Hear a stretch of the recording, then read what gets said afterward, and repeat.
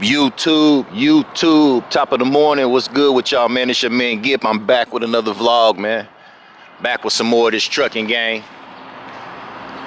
Back over here, man, at the workforce, man. Glad to be back, man. Was gone from here for what, 3 days, guys. Didn't want to let another minute pass me by without being here, taking care of my business, man. As you can see in the last video, we went and picked up a rental unit truck. Had a few issues with the truck, man. I noticed when I was connecting to some of the trailers, the lights wasn't working, man. So I was troubleshooting it, riding around, wasting miles, because they do charge me per mile for this thing, man. You pay for the rental and it's like 22 cents a mile. I knew it was just the fuels. I ended up stopping at the Flying J, switching out all the fuels just for the trailers. It's been a minute since I even drove a Freightliner. You know, I've been in that Volvo, so I know exactly where everything is when I need to change a fuse. Long story short, man, I got the fuses changed. The lights was working. Kind of messed up the mud flaps. I forgot to slide the fifth wheel all the way to the back. When you pull in these containers, man, as I showed you guys in other videos, how you know, the rear of the truck usually is really close to the landing gear on containers, man.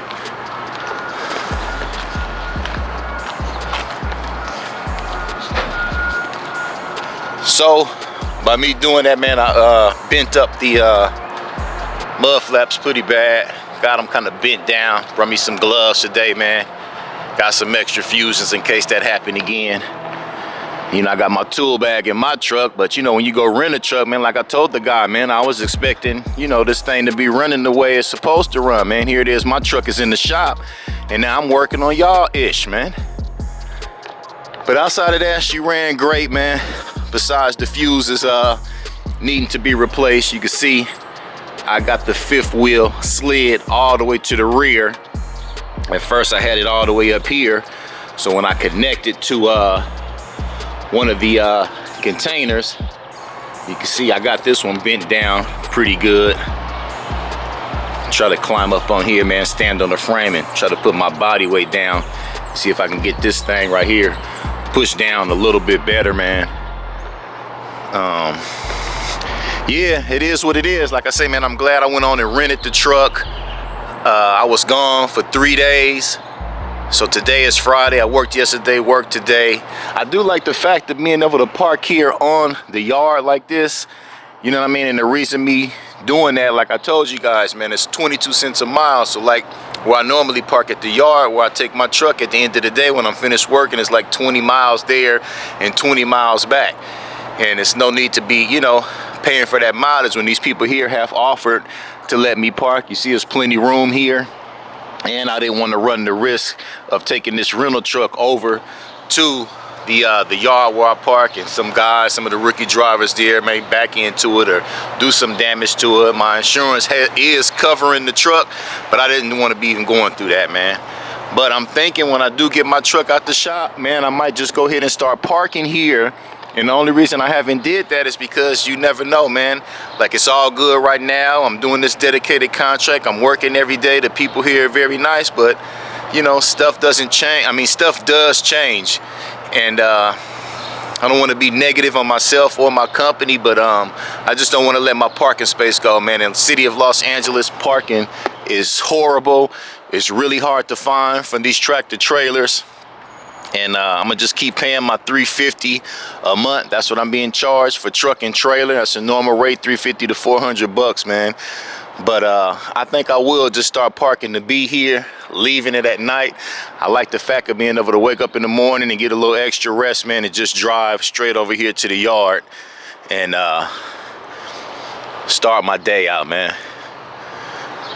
But yeah, we all good, man. Gonna jump in here, man. Check the oil. Let it run through the motor, man. Still got all my extra fuses and stuff like that, man. Reached out to the people. I told them, y'all definitely got to reimburse me. I had to buy some needle nose pliers and some extra fuses and this, that, and the other, man. Like I say, just to get the lights working on these trailers, man, because that'll be a fat ticket. Sometimes we work into the night here. And even if it's not at nighttime, you know, these DOT officers, they be out there Busted tail lights is a reason for them to pull you over. Missing mud flaps.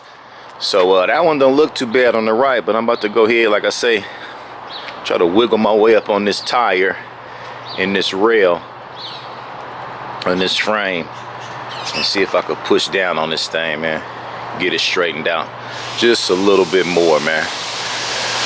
So yeah, man, it's Friday, man. TGIF, man. If you're new to the channel, man, do your boy a favor, man. Like, comment, subscribe, all that good stuff, man. We trucking, man.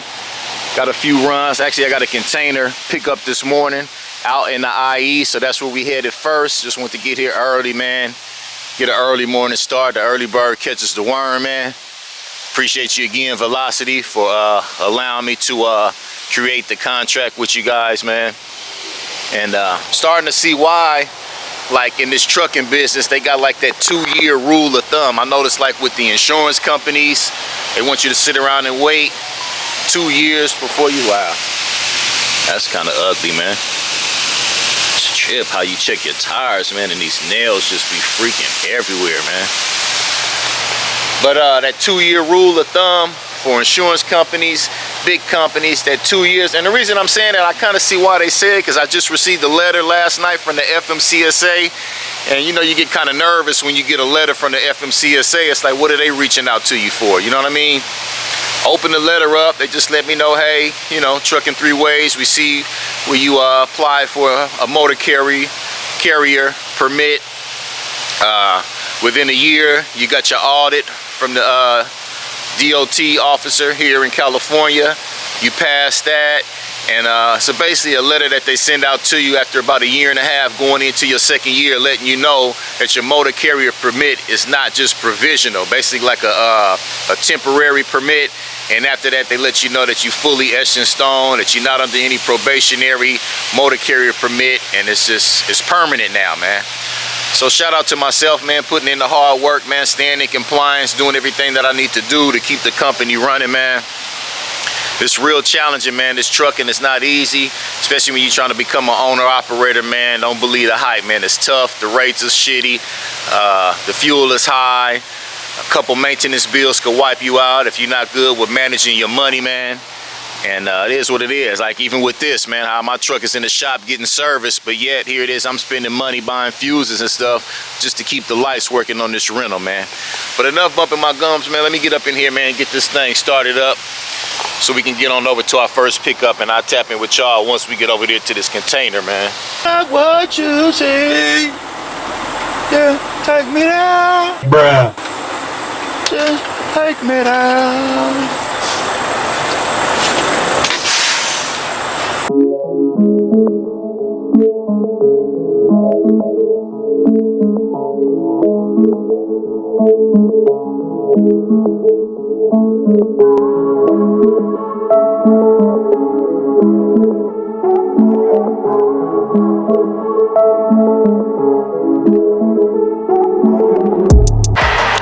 Landing gear up. So what had happened, guys, was you see this red airline right here? Can't really see the color of it, but anyhow, I severed that in half. Went and found some freaking duct tape, held the 2 lines together, put the duct tape on it just to, you know, send enough air back here to my trailer tandems to release the brakes so your boy could get this thing back in this spot. So the guy got here on the jiffy, man. Whoever they called, he was here in minutes. He repaired the line, seal is on, doors is locked in place. Landing gears up, glad hands is on. No gaps between the 5th wheel, no flat tires. Let's do it moving, y'all. Man, I had to make sure he fixed. That's what I was just getting up under there checking. What's up with you? Yeah, man, I'm glad I had some of that damn tape too. I'm glad I was able to, I know, get it back up on the yard. But yeah, that's why I climbed under there. He got a new line on there for me. Yeah. All right, thanks, man. Just same old, same old. Yeah, kind of get out. Yeah, knock it down. I'll see you next time. All right. Cool guy, man. So we good. I'm gonna go ahead and do the rest of my walk around inspection. Get these glad hands on here, man. Check the seal. Check the locks. the locking pins on this thing. Push that one all the way in. And we should be good to go, man. Don't need no more accidents out here, man. So it's all good. I'm glad it happened right here in front of the facility and not out on the damn highway, you know what I mean? All right, guys, I'm about to turn back into MacGyver again. So I'm 240, man. 240 pounds. Full of muscle, man. Don't sleep. Cap. But anyhow, I'm about to try to get creative and let this container down on this this metal bar, man. See if I can get this thing to bend. Hope it don't crack on me. Do not want to be out here with no mud flaps, so I'm gonna just try to put the weight of the container, try to bend it a little bit. So let's see if this works, y'all. Wish me luck. Let's let him down. Let's bend him a little bit. All right, so it definitely bent it down. Still got that curve in it, so now I'm gonna have to lower my airbags to pull from underneath there. So I didn't even think about that part. I'm loaded, it's heavy in the front. I definitely can't crank it back up. So when I dump the air in the bags, should be able to get from under there, man. Let's see. Let's release the air. We'll see if this thing, so I don't want to snatch it out. Air going out. Oh yeah, see? Maybe them little inches to pull out, man. Now we about to go ahead and get up under my trailer. Dry van, 53 footer. These other last couple pickups I got, man. Let's get up under this thing.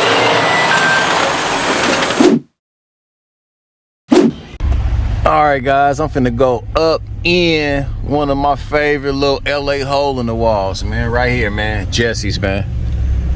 I don't know if y'all into like Morisco, that Mexican style seafood, Moriscos, man. I like going in here and getting that ceviche. Got an hour to kill before I go get young Chatty from school, man. So I'm finna go up in here, man, and have me some lunch, y'all. Show y'all what they working with, man. So here we go, y'all. What they be having in here is like just shrimp in here, avocado, salsa, pico de gallo, lemons, cucumbers, cilantro. Real good, man. Nice, good sauce. Come with the tostadas and the chips. But I like it, man. It's a good dish here, man. Jesse's Camarons and Moriscos in LA, y'all. Check them out. Couldn't get wifey in here for the longest. She's so bougie, man. But I finally got her in here. Now she love coming down here checking out the ceviche, man. I didn't really get too deep into the menu, the other menu, but I know the ceviche is fire.